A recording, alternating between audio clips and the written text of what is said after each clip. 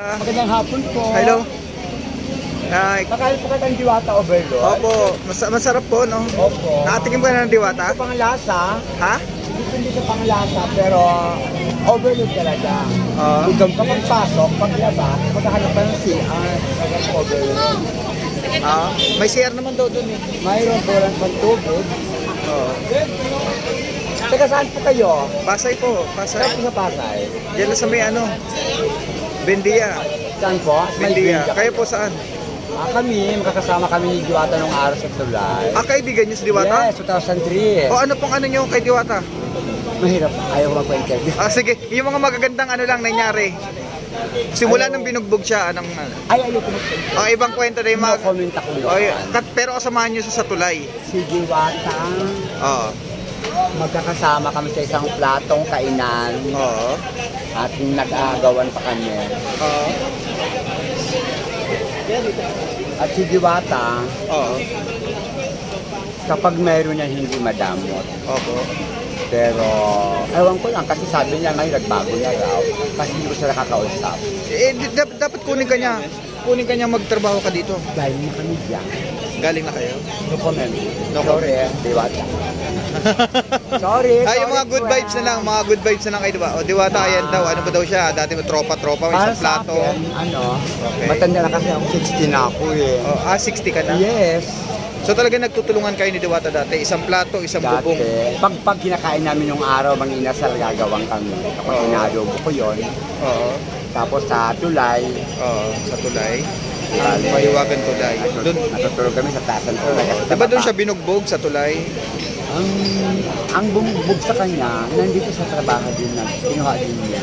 Yung bumugbog sa kanya, nagtatrabaho na ngayon dito. Ang bait pala ni Diwata. Bakit kinuha mo ang kaaway mo? Baka mamaya, bandang huli, yan sumeras sa'yo. Tama po. So gano'n na po katagal ni Diwata nagsasama dito? Sa hirap at ginawa, bagyo, ulan, init?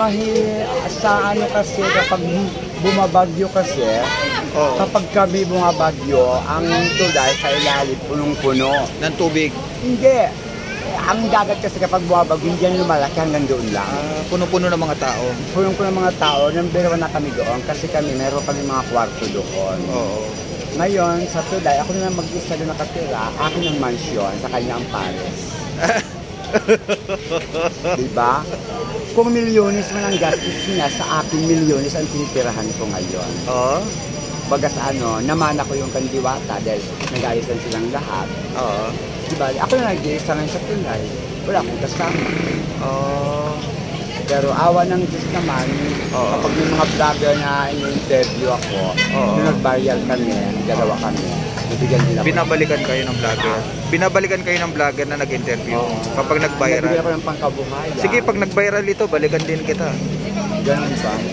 Sana naman, ang hindi ko lang sa kanila, kung mayroon... Kasi paparting kasi ako ngayon eh. Paparting girl, hindi kan Diwata sa Paris niya. Sa kabila, kinuha ko siya.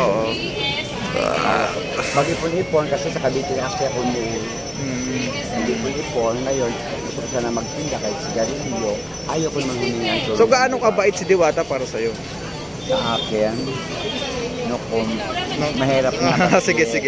Mahirap kasi sagutin yung mo. Mahirap kalkalin yung baho ni Diwata. Iba noon, iba na ngayon. Iba na ngayon. Ako, napapayak lang ako. Sige po, thank you ha. Salamat sa interview. Salamat. Ano pangalan nyo? Janga Murado. Okay, sige po, thank you. Yung pila ko nawala na So ayan guys, siya pala yung tropa ni Pares. Doon sa ilalim ng Tulay nakatira. Tropa niya yun. Na-interview natin.